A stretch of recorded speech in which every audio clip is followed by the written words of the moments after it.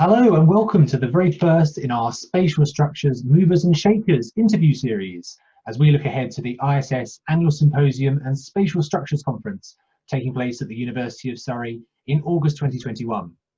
My name is Mark Richardson and today I'm joined by Sigrid Adriaenssens, who is Associate Professor of Civil and Environmental Engineering at Princeton University and a keynote speaker at the 2021 conference. Sigrid, thanks so much for taking the time to speak to us today. My pleasure to be here. So for viewers watching this video, we should probably just point out we are in the midst of the COVID-19 flu pandemic. I wondered how you've been finding the lockdown situation and how things have been going for you recently.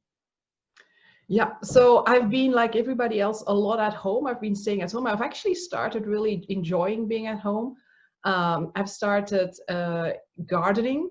I never really have time for that, and being at home, I now spend time on things that I like doing. I've also started thinking about the fall. We might do online teaching, so I've been thinking about how that could be interesting. And I would like to also, in my teaching in the fall, introduce my students to all the amazing things that engineers do when things don't go well that in the world. So for example, in wars, engineers have invented amazing things to get through. I think about Pierre-Regis Nervi, or also in this pandemic, I have seen colleagues, developing ventilators, developing shields based on what they know. And so I find that very inspiring, and I would like to bring that to my students in the fall. So I've been thinking about that as well. That sounds great. Sounds like you've been using the time really constructively. Yeah. Maybe as a sort of introduction to this interview, could you tell us a bit more about your own academic background? Yeah, so I did my, what we would call in America, middle and high school in a very strict girls-only nun school in Belgium, kind of like a grammar school. I was, quite good at math and art. And so then I enrolled at Bath University, where I was taught by Ted Happel and Chris Williams. So I ended up doing my bachelor, master, and PhD at Bath University at the Center for Lightweight Structures. And since then, I've worked in industry, which is also, I know it doesn't usually not really recorded under academic background, but in industry, I also learned a lot. So I want to kind of mention it under academic background. I worked with Jane Wernick Associates. I was a very small design office in London, and I worked for another amazing engineering design office in Brussels, named Partners. That's great. And for those who may be new to the discipline, what would you personally define as a spatial structure? Mm-hmm. A spatial structure is a system that carries loads like wind loads, loads due to furniture, all kinds of loads over a large span down to the foundation and to the ground. And so basically you can span a very large distance, and in doing so create, for example, an enclosure for a train station, or create an enclosure for a mall, or create a bridge to pass over, for example, a river. And the way that these spatial structures work is that they use very little material, so that's very good for the environment. And they work either because of their shape or the way that their topology or the way that elements are connected is kind of very smart. And so they're really the systems that we see in tall buildings, in bridges, in coverings for, as I said, train stations. Everything that's kind of large span can be covered with a spatial structure. Thanks very much. That's great. And where did your personal interest in spatial structures develop? Were there any things that drew you to the discipline? Yeah, absolutely. So when I was 16 or 17, I read an article in an engineering magazine. My father is a chemical engineer, and so he receives these engineering magazines. And there was an article in there written by Professor Marijke Mollaert at the VUB in Brussels. And it was an article about pre-stressed membrane structures. Now, I have to say, I didn't really understand a lot or most of the engineering content, but I was just like drawn by the beauty of these structures. And so that really kind of made me think that maybe, you could have an engineering path that is influenced by beauty, or where beauty plays an important role. And so that was really for me a kind of determining point where I thought, wow, I can be an engineer and design things that make people happy and that are beautiful. And so when I ended up going to Bath University, I was very lucky because that's exactly what the Center for Lightweight Structures was doing. You know, they had been working a long time ago on the Mannheim grid shell. They've been working, or when I was there, they worked on the roof, the courtyard roof over the British Museum. So I was very lucky that in my education, in my higher education, I was really exposed and was taught by people who are actively designing and calculating and imagining these systems. That sounds fantastic. And we're currently obviously moving towards the IASS 2021 conference, which is a gathering of experts in the field of spatial structures. Have there been any previous conferences that have particularly been memorable for you or inspiring? Mm-hmm. Yeah, I mean, they're all inspiring and I all have very fond memories of them. I also make a lot of friends at these conferences, so they're all wonderful. But if I have to choose one or two, I would first start with the nearest one, which was in 2018. That was the one IASS conference that I was asked to co-organize. So that was really wonderful. It was also really wonderful to meet so many young, talented students and young people who want to go into this profession. So that was very inspiring. But then going way back from when I was a student, there was an IASS symposium in Aarhus in Denmark, University of Aarhus. And I was a PhD student at that moment. It was quite a small conference. But I remember there at some point, one of the host or keynote speakers standing up, that was Jane Wernick, for who I ended up working a couple of years later. And she brought out a toast to all the women engineers that were there. And actually there weren't really that many women engineers. So Marijke Mollard was there, you know, the professor whose article I had read.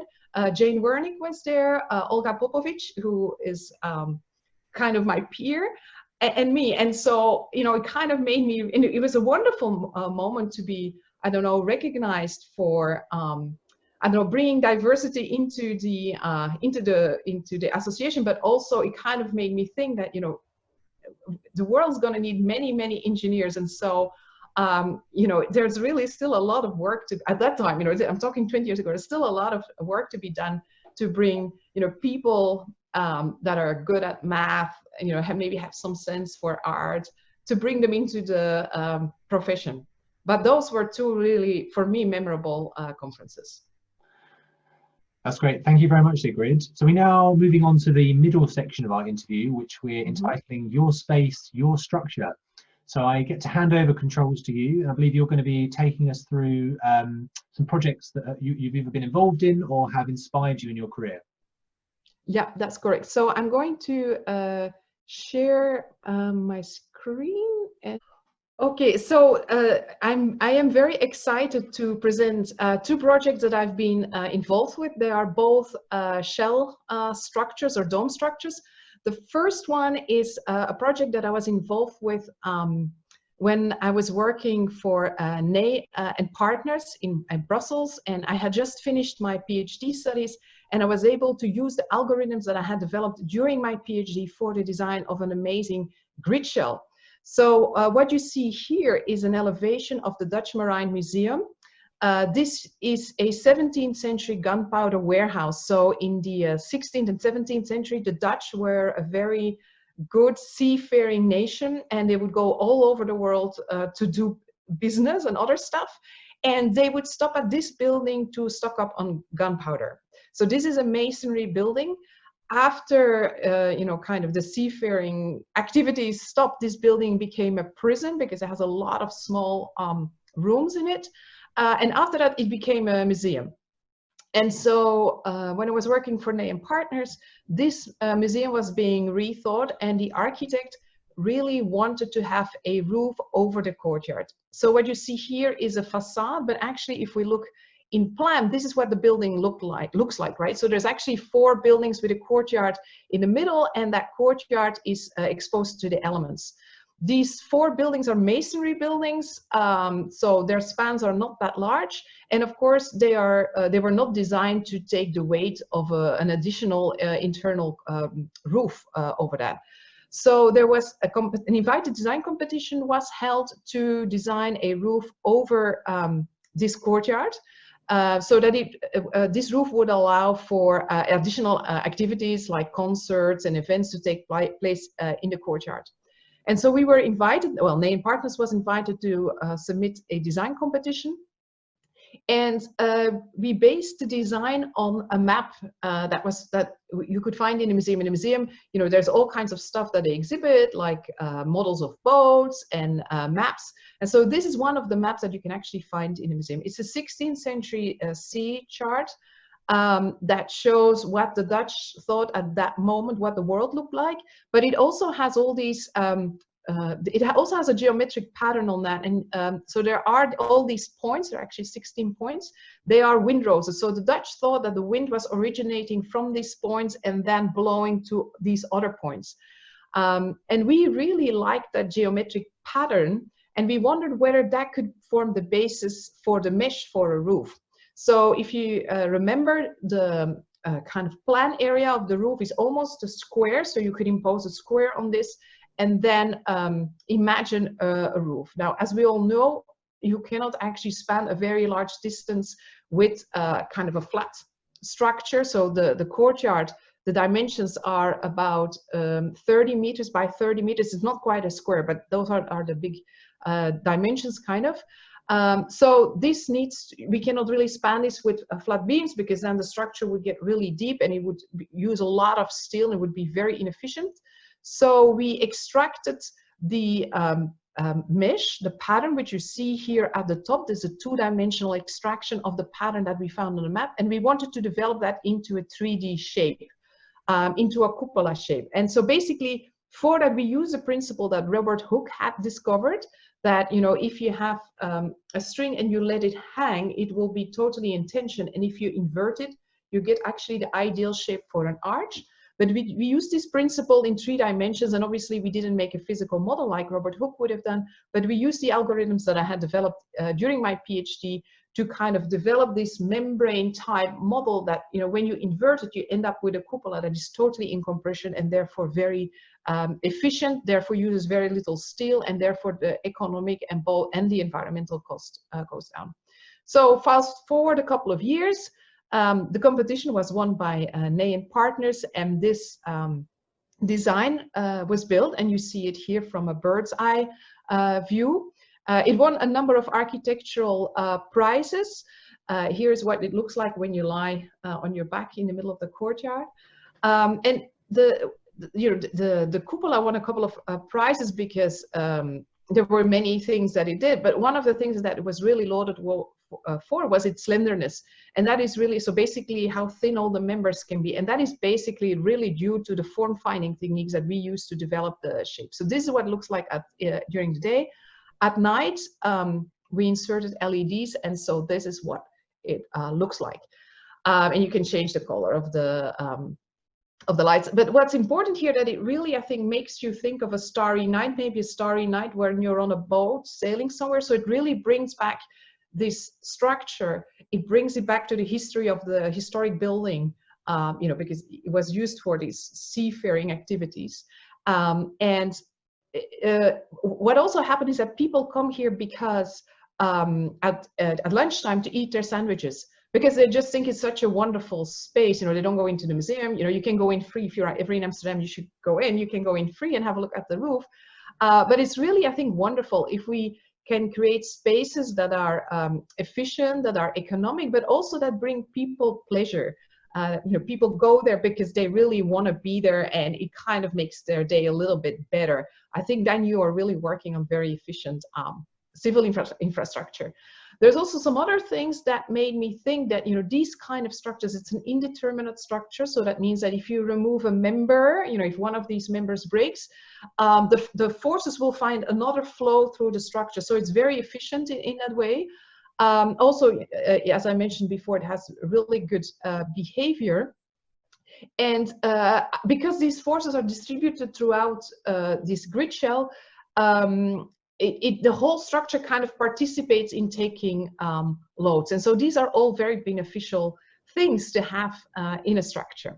So that is the first project. This is a project from like 10 or 15 years ago, which, you know, I think is still very iconic and has achieved a lot of the aspirations that it had. I'm now going to move on to a very, very recent project, which was actually just published like a couple of weeks ago, and which has acquired a lot of media attention. As I mentioned before, some structures are just really amazing. You know, if you think about the pyramids, or this is another one, this is a Duomo in Florence. They're amazing on many, many different ways. One is, of course, their scale. Another one is that they have survived until now, right? So this dome is about 500 to 600 years old. It's still the same materials. This is in the north of Italy. You know, there are earthquakes there, and still this building still stands, and people still today come and see it because it's kind of really beautiful, and it reminds us also of how we can do things that last a long time and have a positive impact on on the urban fabric. Now, for this structure here, I mean, there have been a lot of different amazing things that have been written about this structure, about how Brunelleschi, who was not really an engineer or an architect by training, he was like a goldsmith or a sculptor, you know, how he devised very innovative cranes to bring all the materials up to the dome. There have been records about how he built this dome without any scaffolding, and that is very interesting for me because construction waste is enormous. If we want to do something about resources, limiting the natural resources that we use, we have to really start thinking about reducing construction waste, and especially for shell and dome structures. These structures usually rely on scaffolding and shoring and formwork. So basically, you first need to build the first structure, then you build the permanent structure, and then you take all the scaffolding and shoring away. And for example, with the formwork, a lot of the formwork ends up in the landfill. So people have been talking about, so the rumors have passed on that, you know, this was built without scaffolding, and there were some hypotheses how this is possible, but they were never really proven. And so in a study that we published this month, actually in Engineering Structures, we show how these structures like this can be built because, and I'm going to show you the next slide, because of a pattern that you find in this dome. The Duomo is actually a double dome, and so the way it's built is first the first dome is built, and that then acts as a scaffolding for the second dome. And so we focus on the first dome. How can you make such a dome without any scaffolding? How can this, what we call, be self-centering or self-balancing? And what you see here is a picture not of the inner dome of the Duomo, it's a picture of an octagonal dome, but the principle is basically the same. So these domes were made out of masonry, so a combination of bricks and mortar.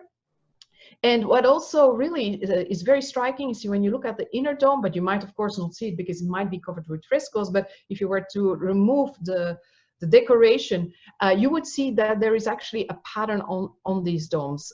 There is what we call a herringbone pattern. So there are like these spirals. So you have on the one hand horizontal layers of bricks, and on the other hand you have spirals that go up, in this case from the bottom of the crown all the way to the top. And you might think that these spirals are decorative, but actually we proved that they are really crucial in being able to build without scaffolding. I have to say that I didn't do this work by myself. I did this work with my collaborators from the University of Bergamo. So how does this system work? Well, so basically what happens is there's two things. One is that the domes were constructed always in horizontal layers. So only when one layer was complete, they would go on to the next layer. Now, in the case of the Duomo, this would take a long time because also the mortar would take a very long time to set. So that's why it took so long for it to be built. So that's one important thing. And the other important thing are these vertical bricks, which we call the herringbone bricks. And so this dome, you can imagine that you're building it, but from a moment when this dome starts like leaning inward, if you imagine that you're building a wall and you start to curve it, at some point it is going to collapse. So from the moment that these bricks want to start sliding inwards, something very interesting happens. And you can see that here. Basically what happens is that these bricks, the horizontal bricks, when they want to slide inward, they actually hit the vertical herringbone bricks and kind of get jammed in. And so in that way, they cannot really fall in anymore, right? So we have these horizontal bricks which start sliding inward. If there would be no friction, they would really fall in. But of course, because of the mortar, there's always friction. And so when they start sliding in, at some point, they get jammed in a little bit how you can imagine bookends, how they kind of squeeze these together. And that's how these bricks kind of get stuck. And then you complete the ring. There is also some kind of hoop action happening. And then you can continue doing this. And that is the way that they could construct these Renaissance domes in Italy with no use of scaffolding. It's kind of amazing also to see that for the Duomo, if they would have built wooden scaffolding, there wouldn't have been enough wood in Tuscany to build it. So there's also there's really a scarcity of materials there that kind of necessitated a really smart and clever way to build in such a way. And of course, I'm interested in this from a kind of curiosity, but also from a historic perspective. But also, I am very interested in learning either from history or art or craft or biology, where all kinds of systems have evolved over time, and see whether we can use them today. And so, as I mentioned before, this is a very interesting system.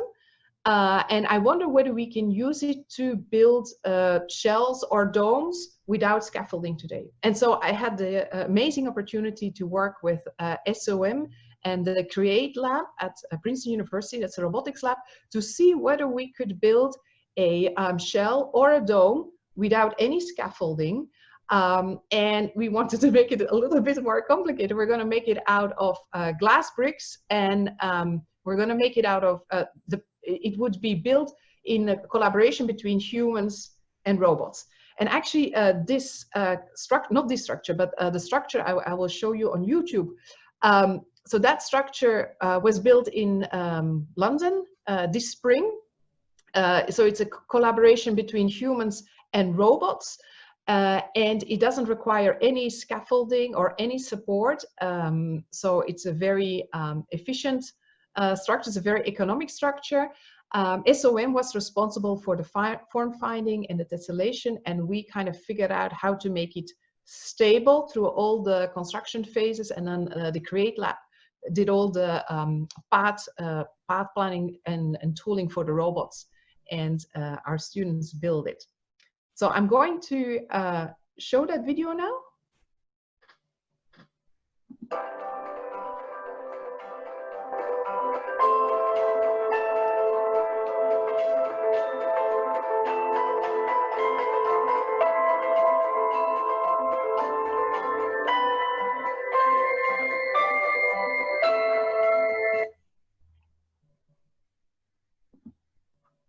That's it.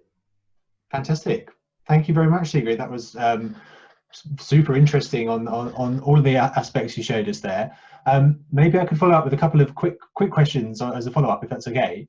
I was interested, so with the Dutch Museum example you showed us there, were there many considerations with regards to design and build vis-a-vis working on quite a historic building, and how did you go about the challenges that might have arisen from that? Yes, so historic contents always provide actually very interesting constraints, and I think designs only become better if you can work with constraints.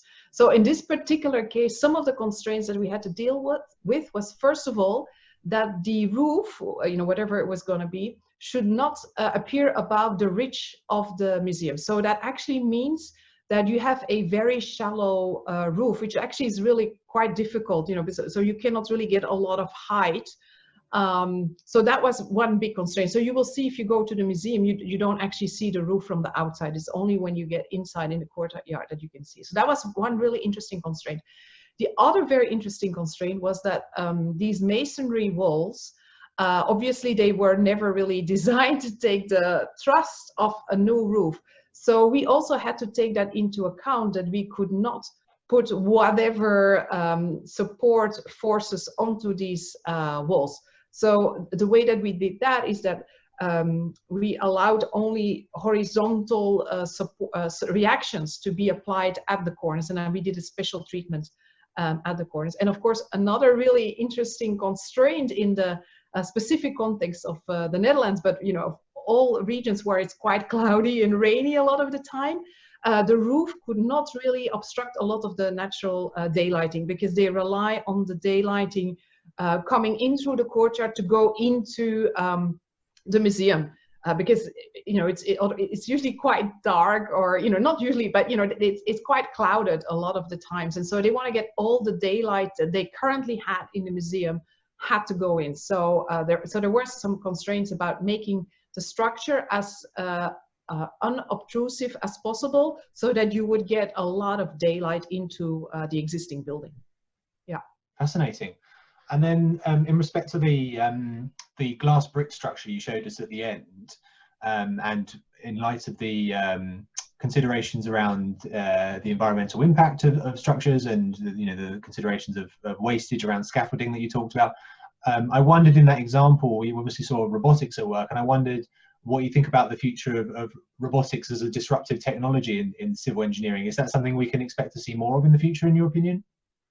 Yes, absolutely. And I think, you know, this is not to kind of say, well, now we don't need humans anymore. I mean, I think we all realize that we need humans to kind of think, to do the thinking, right? Or we need humans also to do very intricate things. But I think there are a lot of opportunities where actually maybe it might be dangerous for humans to work in certain conditions, whether they are very remote or very high up, or very dangerous environmental conditions, or impossible environmental conditions, like, you know, building on the moon, stuff like that. So I think there are opportunities for robotics to do work that is really dangerous for people to do. So yes, I hope that, you know, robotics will kind of maybe start informing some of the, or will enable also structural systems or spatial structures that before were not really able to be built. I hope that robotics will allow these kind of things, but I think we should use them for opportunities where, or challenges where actually it's dangerous for people to do that kind of work. Yeah. Wonderful. Thank you so much, Sigrid, for taking us through those examples. Returning then to the IASS 2021 conference, what do you anticipate will be hot topics at IASS 21? Yeah, that's a very good question.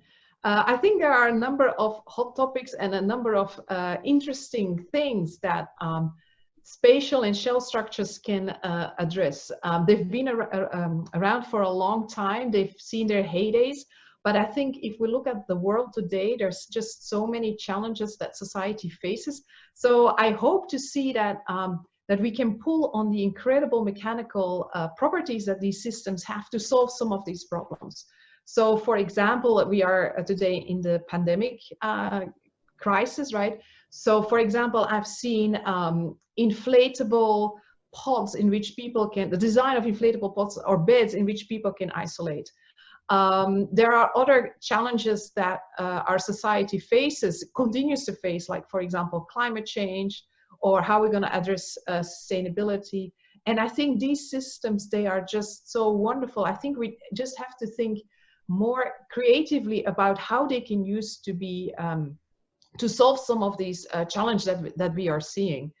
So for example, with climate change, for example, we get flooding. So I'm working with my students on a project on how to see how we can use inflatables to stop storm surge flooding. They have not really been used for that before. They've been used, inflatable structures have been used as weirs, but not at the scale that would be needed for storm surge flooding at coastal regions. Another important thing, for example, for sustainability, thinking about adaptive systems, adaptive facades. You know, there's a lot of work in, for example, the origami world. How can we make systems that adapt themselves to external stimuli? I think all these are really interesting and challenging opportunities that are out there for people that are interested in spatial and shell structures. And I hope that, you know, we will see some of that in the 2021 symposium. Fantastic, thank you, Sigrid. And obviously a key theme of the IASS 2021 conference is about inspiring the next generation. How should those in the spatial structures field go about this? And through what mechanisms do you think it can be achieved? Yeah, so as I already mentioned before, you know, we need to get all the smartest and most creative people into our profession. And at the moment, you know, we should acknowledge that people graduating, students graduating, they are facing challenges that no other graduate student ever before had to challenge, had to face. I mean, there's job losses, etc., etc. And so I would like to, on this entire situation today, I would like to think about that maybe there's something positive might come out of that. As I mentioned, I think the pandemic situation creates maybe opportunities for people to be really creative and start using their engineering and their creativity to solve some of these problems. And I've already seen some amazing projects. For example, from the University of Cambridge, they were using curved crease origami to make face shields. As I mentioned, maybe we can use our talents to make inflatable pods so that people can be treated and the people that are treating them would not be affected. And so what are the mechanisms through which this can happen? So first of all, I think hopefully, you know, we are more needed than ever in this situation. That's what I hope. But it might not be through the traditional mechanisms, right? And so there is a lot of funding available for COVID-related projects. And I think people think that, oh, development of medicine, whether it's diagnostics or therapy, but, you know, we should really be getting in there and also be developing projects, products, designs that maybe solve some of these problems. Also, like in urban planning, or I've been thinking materials. What are or even in our designs, do we have designs that would clean bridges, that would clean the air, right? So I hope for the young people who are coming into the profession that, you know, they will see this as an opportunity and that there will be mechanisms available to, for example, increased spending on COVID-related matters, so that they can, you know, enter the workforce and actually make really substantial contributions to what society needs today. Fantastic. And maybe just building on that ever so slightly, as we look to the future, what do you think will be the next and most important developments in the field of spatial structures? So we've already talked about the challenges that are there, right? So maybe they're not the challenges from the 60s and the 70s, they're the challenges of today, which is, you know, the pandemic, climate change, sustainability. Those are, I think, the challenges that we should be focusing on. In terms of, there might be new materials that might be interesting to look at. I've also noticed, which I'm very excited about, a revived interest in mechanics of structures. So, you know, like this is of course all old stuff, right? But not all that old stuff is actually really interesting and still holds true today and will hold true in another 200 years. And so I've seen some exciting new developments in understanding how things work. For example, I'm working with a group on seeing whether we can draw on lacing networks, what we can learn from them for elastic rod systems, and then maybe how they can inform grid shell design, for example. So a lot of exciting things happening in mechanics. So I imagine in the future there will be actually a great progress made in mechanics and a deeper understanding of how all these systems work. And then I also think, but I see this more as a tool, not so much that we will be developing great knowledge, but I think we will be using robotics and also artificial intelligence as a way to design, as a way to better understand mechanics and some of the physics that are behind the systems that we are studying. So to say, I think, you know, so the exciting fields, I think, are mechanics, and then the application of tools, robotics, both for the design and the construction of new systems, as well as artificial intelligence. Right, a very exciting field. Sigrid, thanks very much for being our first guest on the Spatial Structures Movers and Shakers series. It was delightful to speak to you. And hopefully as we get closer to the IASS 2021 conference, we could catch up with you again. I look forward to that. Thanks, Sigrid. Bye. Great. Bye. you.